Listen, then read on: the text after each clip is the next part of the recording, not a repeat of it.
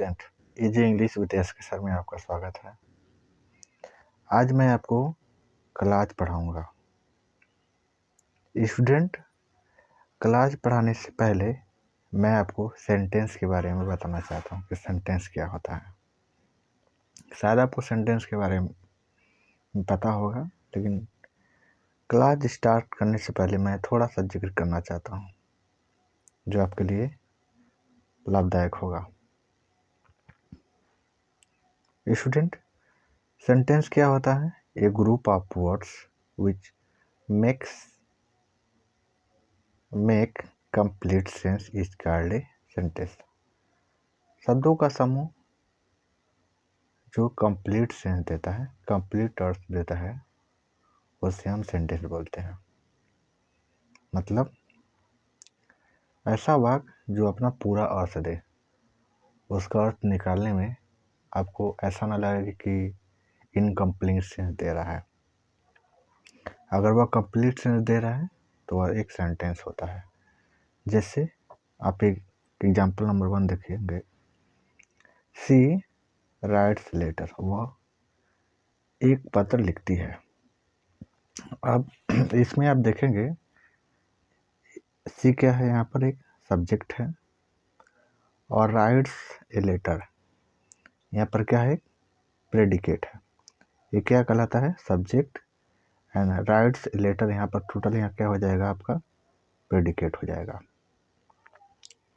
उसी तरह आप नेक्स्ट देखेंगे, second, they play cricket, way cricket खेलते हैं। दे यहाँ पर क्या है, एक सब्जेक्ट है, एंड प्ले क्रिकेट क्या है, यहाँ पर एक प्रेडिकेट है। तो सेंटेंस में एक सब्जेक्ट होता है और एक प्रेडिकेट होता है। मतलब एक सेंटेंस में अगर एक सब्जेक्ट हो और उसके साथ एक क्रिया हो तो एक सेंटेंस होता है। चलिए आगे देखते हैं, फ्रेज। स्टूडेंट, अगर आप फ्रेज नहीं जानते हैं तो मैंने पिछला वीडियो इस पर बनाया है, आप जाकर जरूर उसको देखें। तभी मैं इसमें आपको कुछ इसके बारे में जिक्र करूंगा कि फ्रेज क्या होता है।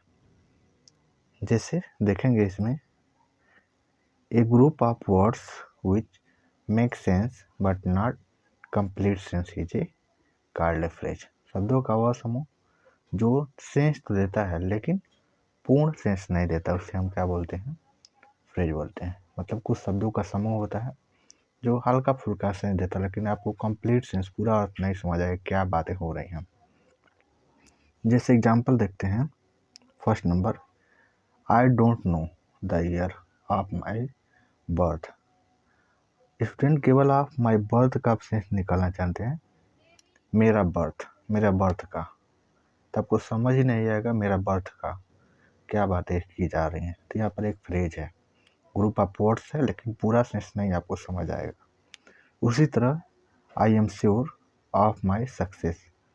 ऑफ माई सक्सेस के यहाँ पर एक फ्रेज है, ऑफ माई सक्सेस, मेरी सफलता। आपको समझ आ रहा है? कुछ नहीं समझ आएगा। ठीक है, तो ऐसे शब्दों का समूह जो सेंस दे लेकिन पूरा सेंस ना दे, उसे हम क्या बोलते हैं? फ्रेज बोलते हैं। स्टूडेंट, आप पिछला वीडियो फ्रेज के जरूर देखिएगा, आपको हेल्पफुल होगा। चलिए, जो आज का हमारा टॉपिक है क्लास, उस पर नज़र डालते हैं। जैसे देखेंगे आप, क्लास क्या होता है? A group of words that forms part of a sentence and has a subject and a predicate of its own is a called a phrase. शब्दों का वह समूह जो एक सेंटेंस का भाग हो और जिसके पास एक सब्जेक्ट हो एंड ए उसका खुद का एक प्रेडिकेट हो, उसे हम क्या बोलते हैं? क्लास बोलते हैं। स्टूडेंट, मैंने आपको समझाया है सेंटेंस के बारे में कि एक सेंटेंस में क्या होता है, एक सब्जेक्ट होता है, दूसरा क्या होता है? वर्ब होता है। उसी तरह क्लास होता है ना, एक बड़े से सेंटेंस का एक भाग होता है, अंश होता है। हम सिंगल सेंटेंस को क्लास नहीं बोल सकते हैं, क्योंकि हमारा जो डिफिनीशन कहता है कि क्लास होने के लिए एक सेंटेंस का भाग होना चाहिए, तभी हम उसको एक क्लास बोल सकते हैं। आइए हम एग्जाम्पल के माध्यम से देखते हैं। जैसे देखिए, first, we can not start while it is running. Student आप इसमें देखेंगे तो बीच में क्या है, कंजंक्शन है, और इसमें क्लास काउंट करेंगे तो कितनी क्लास हो जाएंगे, 2। Subject first we and can start, यहाँ पर वर्ब है, इट यहाँ पर सब्जेक्ट है एंड इज रनिंग क्या है, वर्ब है। तो एक कंजंक्शन से 2 क्लासेज जुड़े हुए हैं। एक सेंटेंस में कितने यहाँ क्लास हैं, अगर क्लास काउंट करेंगे तो आप इसमें 2 मिलेगा। कितने मिलेगा, 2 मिलेगा। ठीक है। अगर नेक्स्ट देखेंगे आप 2 number, people who pay their debts are trusted. अगर हिंदी निकालेंगे तो लोग जो अपना डेट्स ऋण पे करते हैं उन पर ट्रस्ट किया जाता है। तो यहाँ पर पीपुल एक सब्जेक्ट है और आर ट्रस्टेड इसका एक क्या है, वर्ब है। हूँ पीपुल के लिए ही आया है तो क्या है, इसका वर्ब क्या है, पे। तो इसमें भी आप देखेंगे तो कितनी क्लास हो गए, 2 क्लास हो गए। मतलब एक सेंटेंस में 2 क्लास हो गए। मतलब एक सेंटेंस में एक कंजंक्शन से 2 क्या होते हैं, क्लास जुड़े हुए होते हैं। नेक्स्ट देखते हैं 3rd number, she wept because her mother had gone. वह रोई क्योंकि उसकी मदर जा चुकी थी। स्टूडेंट आप इसमें देखेंगे क्या है, बिकॉज यहाँ पर कंजंक्शन है और यहाँ पर एक सी सब्जेक्ट है और वेप्ट यहाँ पर वर्ब है। हर मदर यहाँ सब्जेक्ट है एंड हैड गॉन यहाँ पर क्या है, वर्ब है। मतलब यहाँ पर 2 क्या है, क्लाज हैं जो बिकॉज नामक कंजंक्शन से जुड़े हुए हैं। तो इसमें कितने आप देखेंगे क्लाज कितने हो जाएंगे, 2 इसमें भी हो जाएंगे। इसमें भी कितने थे, इसमें भी 2 ही थे। ठीक है। नेक्स्ट देखिए थर्ड तो हो गया है। 4 देखते हैं, do you know what you are going to bear. क्या तुम जानते हो जो तुम पहनने जा रहे हो। तो यहाँ पर व्हाट क्या है, यहाँ पर कंजंक्शन है एंड यहाँ देखेंगे यू क्या सब्जेक्ट है, आर गोइंग यहाँ पर एक वर्ब है, डू यू यहाँ सब्जेक्ट है एंड नो यहाँ पर क्या है, एक मुख्य वर्ब है और डू यहाँ पर एक हेल्पिंग वर्ब के रूप में है। तो इसमें भी सब्जेक्ट एंड वर्ब का पेयर है। तो भी क्या है, इसमें कितने क्लास हो गए, 2 क्लास हो गए और एक सेंटेंस का भाग भी है सब। तो आगे देखते हैं, I know the man who stole the watch. कर लीजिएगा यहाँ पर स्टूडेंट, वॉच यहाँ छूट गया है, वॉच छूट गया है। तो I know the man who stole the watch, मैं मैन को जानता हूँ जिसने घड़ी चुराया। तो यहाँ पर देखेंगे आप, आई सब्जेक्ट है एंड नो यहाँ पर क्या है, वर्ब है एंड आगे क्या है, हूँ या कंजंक्शन है जो मैन के लिए ही आया है जोड़ने के लिए। इसकी क्रिया क्या है, स्टोल है एंड अब यहाँ पर सब्जेक्ट वर्ब का पेयर बन गया। तो ये क्या है, यहाँ पर 2 क्लासेज हैं जो हूँ नामक कंजंक्शन से जुड़े हुए हैं। आगे देखेंगे, if you don't eat I won't go. अगर तुम नहीं खाओगे तो मैं नहीं जाऊंगा। तो यहाँ पर इफ यहाँ पर कंजंक्शन है एंड यू क्या है, यहाँ पर सब्जेक्ट एंड डोंट ईट क्या है, वर्ब है। क्या है, डोंट ईट वर्ब है, सब्जेक्ट यू है एंड आई सब्जेक्ट है, वोंट गो यहाँ पर एक वर्ब है। तो यहाँ पर एक सेंटेंस में कितने क्लास हो गए, 2 क्लास हो गए और किससे जुड़े हुए हैं, इफ नामक कंजंक्शन से जुड़े हुए हैं। चलिए आगे देखते हैं,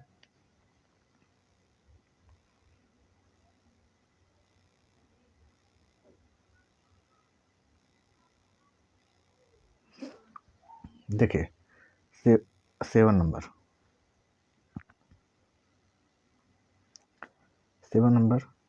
as my eldest son was bred a scholar, I determined to send him to town where his ability might contribute to our support and his own.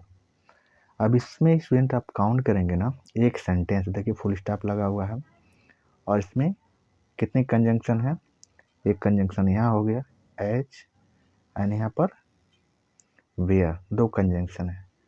Subject verb का काउंट करिए, सब्जेक्ट कहाँ पर है, माई इल्डेस्ट सन सब्जेक्ट है, माई इल्डेस्ट सन subject, was breed यहाँ पर एक verb है, आई सब्जेक्ट है, डिटरमाइन क्या है एक वर्ब है, हिज एबिलिटीज यहाँ पे क्या सब्जेक्ट है एंड माइट कंट्रीब्यूट यहाँ पर वर्ब है। मतलब एक सेंटेंस में कितने क्लास हो गए, तो 3 क्लास हो गए। कैसे, my eldest subject verb, I subject verb, determine यहाँ वर्ब हो जाएगा, हिज एबिलिटी सब्जेक्ट हो जाएगा, माइट कंट्रीब्यूट यहाँ पर वर्ब हो जाएगा। तो मतलब एक सेंटेंस कितनी क्लास हो गए, 3 क्लास हो गए। ठीक है, नेक्स्ट देखते हैं 8 number. He told us that he had read Milton in a prose translation when he was 14। अब इसमें काउंट करेंगे तो ही यहाँ पर क्या है, एक सब्जेक्ट है, टोल्ड यहाँ पर एक वर्ब है, ही सब्जेक्ट हो गया, हैड रेड यहाँ पर एक वर्ब है एंड ही यहाँ पर सब्जेक्ट हो गया, वाज यहाँ पर वर्ब हो गया। तो मतलब एक सेंटेंस में देखेंगे कितने क्लास हो गए, क्लास काउंट करेंगे तो आप इसमें 3 मिलेगा। कितने मिलेगा, 3। आगे देखते हैं टाइप्स ऑफ क्लासेस, क्लास कितने प्रकार के होते हैं। तो क्लास स्टूडेंट मेनली आप देखेंगे तो 3 टाइप के होते हैं। कितने टाइप के, 3 टाइप के। फर्स्ट, इसमें आप देखेंगे मेन क्लास, मेन क्लास को प्रिंसिपल क्लास भी बोलते हैं, प्रिंसिपल क्लास को इंडिपेंडेंट क्लास भी बोलते हैं। एंड आगे है सबऑर्डिनेट क्लास, सबऑर्डिनेट क्लास को dependent class and dependent class. Next देखेंगे third,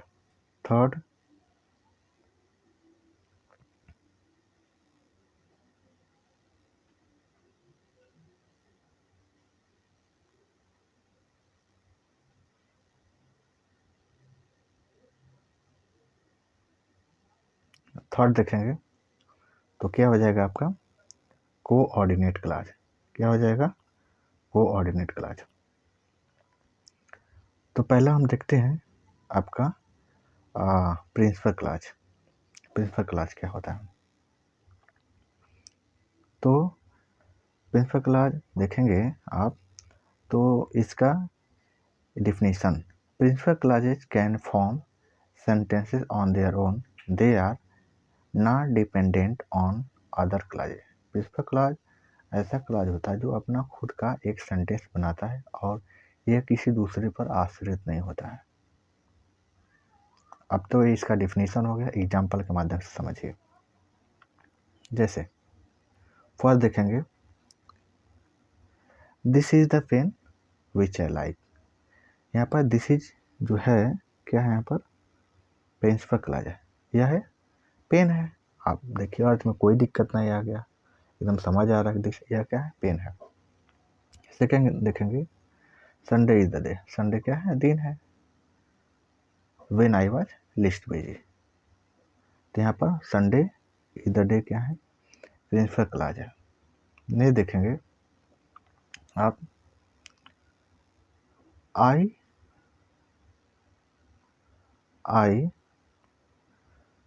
want to buy a phone but I don't have enough money. तो यहाँ पर I want to buy a phone, यहाँ पर क्या है, प्रिंसिपल क्लॉज है। मैं एक फ़ोन खरीदना चाहता हूँ, कोई दिक्कत नहीं है, अर्थ भी अच्छा खासा निकल रहा है, अर्थ में कोई प्रॉब्लम नहीं है। तो यहाँ पर क्या है, प्रिंसिपल क्लॉज है। Rajesh likes song that are melodious, Rajesh song पसंद करता है। यहाँ पर राजेश क्या है, यहाँ पर पूरा एक प्रिंसिपल क्लॉज है जो अपना अर्थ कंप्लीट देता है, कोई दिक्कत नहीं होती, किसी पर आश्रित नहीं होता है। नहीं देखते हैं, you may sit where you like, तुम बैठ सकते हो, तुम बैठ सकते हो, कोई दिक्कत नहीं, और तो पूरा दे रहा है। स्टूडेंट मैं आपको क्लू देना चाहता हूँ, जो प्रिंसिपल क्लॉज होता है वो कभी भी किसी भी कंजंक्शन से स्टार्ट नहीं होता है और अपना जो मीनिंग होता है कंप्लीट देता है। आई होप आपको समझ आ गया होगा। चलिए आगे देखते हैं। Subordinate clause. सबऑर्डिनेट क्लॉज क्या होता है? सबऑर्डिनेट क्लॉज डेफिनेशन देखिए। Subordinate clauses can not form sentences on their own. They are dependent on principal clauses to form sentences. Subordinate clause अपना खुद का सेंटेंस नहीं बना सकता। वे प्रिंसिपल क्लॉज पर क्या होते हैं? आश्रित होते हैं। मतलब जो सबऑर्डिनेट क्लॉज होता है वो प्रिंसिपल क्लॉज पर निर्भर होता है अपना अर्थ पूरा देने के लिए। वो अकेला आके अपना अर्थ कंप्लीट नहीं दे सकता। उसको अपना अर्थ पूरा देने के लिए या बताने के लिए प्रिंसिपल क्लॉज पर आश्रित होना पड़ता है। अभी तो डिफिनीशन हमारा हो गया। अब एग्जाम्पल के माध्यम से समझते हैं। जैसे first, I do it because I like it. यहाँ केवल बिकॉज आई लाइक इट का आप अर्थ निकालेंगे क्योंकि मैं पसंद करता हूँ। आपको समझ ही नहीं, मैं क्योंकि मैं पसंद करता हूँ। अरे भाई क्या आप पसंद करते हो, आगे बताना चाहोगे तभी तो समझ आएगा। क्योंकि मैं पसंद करता हूँ। अब जब जो ही आप इसको ऐड करेंगे, आई डू इट, मैं करता हूँ, मैं यह करता हूँ, तो अर्थ भी कंप्लीट कर देगा। नहीं देखते हैं, he must stay where he is. जहाँ वह है, क्या है? सबऑर्डिनेट। अब कल केवल इतना ही आप समझेंगे, जहाँ वह है। तब तो समझ आ रहा है क्या बातें हो रही हैं। जहाँ वह है नहीं समझ आ रही होगी। जब ही आप इसको ऐड करेंगे प्रिंसिपल क्लॉज को, जहाँ वह है उसे क्या होना चाहिए? ठहरना चाहिए, अवश्य ठहरना चाहिए। तो अर्थ क्या कर देगा? कंप्लीट कर देगा, पूरा कर देगा, कोई दिक्कत नहीं आएगी। थर्ड देखेंगे, don't talk while she is singing. जब वह गा रही है, जब वो गा रही है तो क्या करना चाहिए हमें? कोई समझ आ रहा है? नहीं, कुछ नहीं समझ आ रहा होगा। जब वो गा रही है तो हमें नाचना चाहिए, सोना चाहिए, डांस करना चाहिए, क्या करना चाहिए? पढ़ना चाहिए। कुछ नहीं समझ आएगा। जो ही आप क्या करेंगे, इसको जो ऐड करेंगे, मतलब इस पर निर्भर कर होंगे, इसका मीनिंग लेंगे, तब आपको क्लियर है। जब वह गा रही है तो हमें क्या करना चाहिए? बात मत करो। आ गया समझना आपको? चलिए, इवेंट अगर आप समझ आ रहा हो ना तो आप लाइक, सब्सक्राइब और शेयर जरूर करिएगा। आगे मैं ऐसे ही वीडियो आपके लिए लाता रहूँगा। नेक्स्ट देखिए, 4 number, she said that she was a dancer. She said she was a dancer. तो यहाँ पर क्या है? That she was a dancer क्या है? जो वह डांसर थे। समझ आ रहा है? जब इससे आप ऐड करेंगे, प्रिंसिपल क्लॉज को लेंगे, तो आप अर्थ वह, उसने कहा कि वह क्या है? एक डांसर थे। तो अर्थ कंप्लीट कर रहा है। आगे देखेंगे, father said that was a that I was reading. Father ने कहा कि मैं क्या कर रहा था? पढ़ रहा था। अब क्या कर, मैं पढ़ रहा था। समझ आ रहा? नहीं, कुछ नहीं समझ आ रहा। अब इसको जब ऐड करेंगे फादर सेड, तो क्लियर अर्थ देने लगेगा। नेक्स्ट देखेंगे, he came when I was sleeping. जब मैं सो रहा था। समझ आ रहा है? जब मैं सो रहा था, आगे क्या हुआ? क्या चल रहा था आगे पहले कुछ समझ नहीं आएगा। जब मैं सो रहा था तो आप इससे ऐड करेंगे, वह आया, तो अर्थ क्या हो जाएगा? कंप्लीट देगा। स्टूडेंट, कंजंक्शन से ऑलवेज स्टार्ट होते हैं। मतलब अगर सबऑर्डिनेट क्लॉज है ना, तो कहीं ना कहीं कंजंक्शन से स्टार्ट होते हैं। और उसके कुछ इंपॉर्टेंट कंजंक्शन है जो मैं आपको दिखा रहा हूँ, नीचे लिखे हैं। जैसे देखिए, as, because, since, before, till, after, while, when, if, unless, though, although, lest, in order, that, as soon as if, that, whether, which, where, why, how, as much as, as much as, then। ये सब सारे क्या हैं? Subordinate conjunction. अगर ये sentence किसी sentence में start हो रहे हैं, जैसे यहाँ देखेंगे व्हेन आई वाज स्लीपिंग, अगर इससे एक स्टार्ट हो रहे हैं तो वो वाला पार्ट क्या कहलाता है, सबऑर्डिनेट क्लॉज कहलाता है, जो मैंने पिछला सेशन में आपको दिखा दिया। यहाँ पर देखिए दैट से स्टार्ट हो रहा है, दैट स्टार्ट, व्हेन से स्टार्ट, WH वाले जितने भी वर्ड होते हैं, जैसे मैं यहाँ कुछ लिखा हूँ तो क्या होते हैं, वो सबऑर्डिनेट क्लॉज होते हैं। आइए आगे देखते हैं, जो मेरा थर्ड क्लॉज है कोऑर्डिनेट क्लॉज। अब कोऑर्डिनेट क्लॉज क्या होता है, two or more similarly important principal clauses joined by coordinating conjunction in terms of compound sentences are called coordinate clause।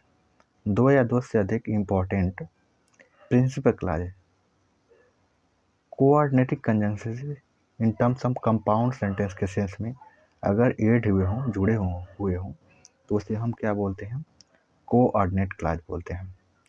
अब कुछ कोऑर्डिनेट कंजंक्शन आप देखेंगे, जैसे फॉर, एंड, नॉर, बट और एट, सो, इससे हम फाइन बॉयज भी बोलते हैं। ये शॉर्ट ट्रिक है, आप नोट कर लेंगे।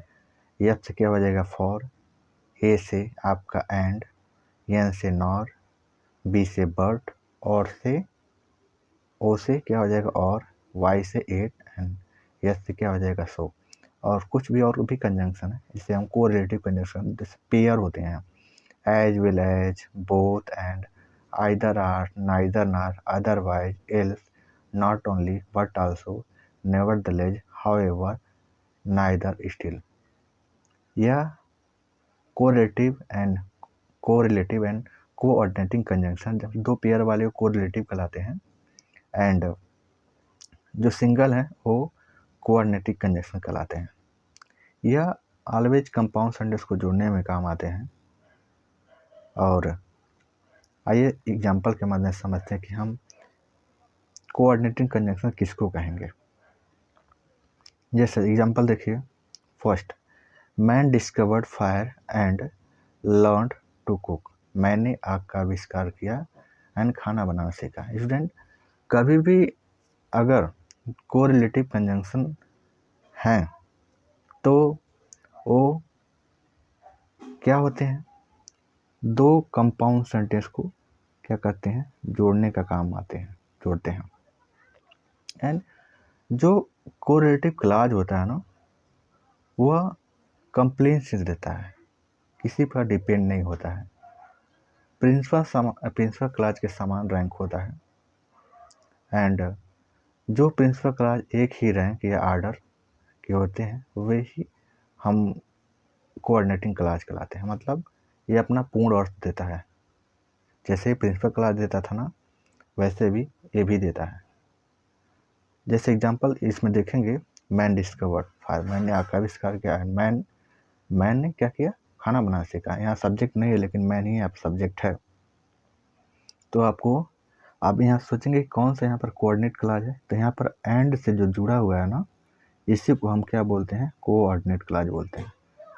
एंड से जुड़ा हुआ पार्ट को हम क्या बोलेंगे, coordinate clause. Next, he is poor, वह गरीब है, एट ही इज हैप्पी, वह गरीब है फिर भी क्या है, यहाँ पर खुश है। तो यहाँ पर कोऑर्डिनेट क्लॉज क्या है, यह है एट ही इज हैप्पी, यहाँ पर कोऑर्डिनेट क्लॉज है। नेक्स्ट देखेंगे third number, he was punish as well as fined, उसे पनिश भी किया गया, मतलब दंडित भी किया गया, साथ ही साथ फाइन भी लगा गया। तो यहाँ एज वेल एज, अब फाइन का सब्जेक्ट क्या है, तो ही यहाँ पर सब्जेक्ट है, यहाँ पर ही दी अंडरस्टूड है, लेकिन यहाँ पर क्या है, ही यहाँ पर सब्जेक्ट है, जो उसको पनिश भी किया गया है, फाइन भी लगा गया। तो यहाँ पर अगर देखेंगे तो कोऑर्डिनेट क्लॉज क्या है, as well as coordinate clause है। आगे देखिए 4 नंबर, man can not speak nor can he write, he वह न लिख सकता है, न वह न बोल सकता है, न वह क्या करता है, लिख सकता है।